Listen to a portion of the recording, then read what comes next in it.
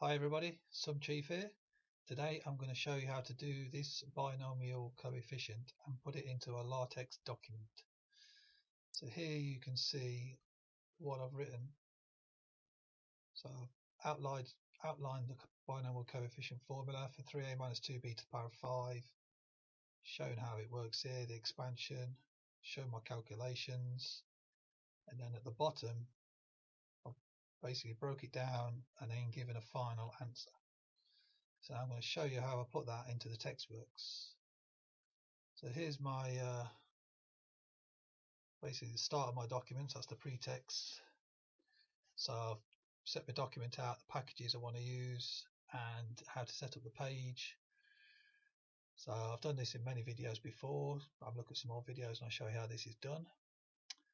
And then I've gone into here, begin document, how to find the binomial coefficient expansion. So basically that puts me to this line here. That's where we got to so far. And then I put the mathematical language in this one. So all in dollars, 3a minus 2b. And then begin a line with the asterisk, which is a nice way to start any maths demonstrations. So I've gone for n choose k. So I've opened curly braces, n backslash choose and then k.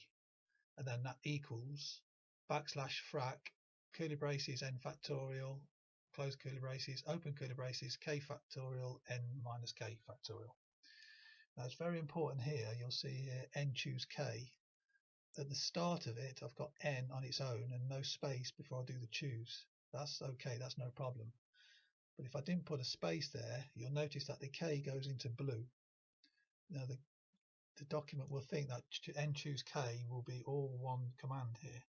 So you have to put a space in between the k, otherwise it will throw an error out for you. So now I've put the space back in, it's gone back to black again. So then I've gone an example. If we have 5 degrees of expansion, there are 6 coefficients to find. So that's my line here. And then you'll notice that to get all of this here, this is my import into the Texworks. So this time I've got n equals 5, k equals 0, and backslash binom, and that will give me my n choose k, which is my 5 choose 0, 5 choose 1, 5 choose 2, and so on as I go down the document. So that's this line, so this line here. That's how we get that one there.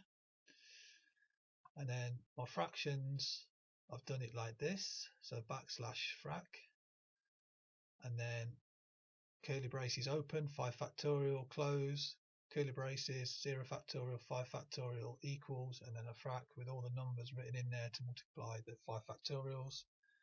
And that will give me this one here. And each one is very similar as we go down the document. So you'll see that these are all pretty similar. So there's a third one, there's a second one, all down there, all using the binom and the frac. Now I've got the ampersand here. So the ampersand goes after the binom 5 0, 5 choose 0, and then equals and then ampersand. So basically what that allows me to do then is all these equal signs are all in a line down the document, so they're not like spread along in a bit of an untidy fashion, so that keeps that nice and tidy. And then at the end I've just explained 3a minus 2b to the power of 5 with the ampersand at the beginning. So you notice there the ampersand is there. So that equal sign there will be in line with the beginning of the 3a minus 2b. And you'll notice here I've got the plus sign in line with the equal sign in there to keep that in a nice little line. So you'll see I put the ampersand in here. So that's gone there and there. So there's 2 ampersands in this big bit here. And that's how we get that bit there. So and also here as well. So there's how we get all those in a line.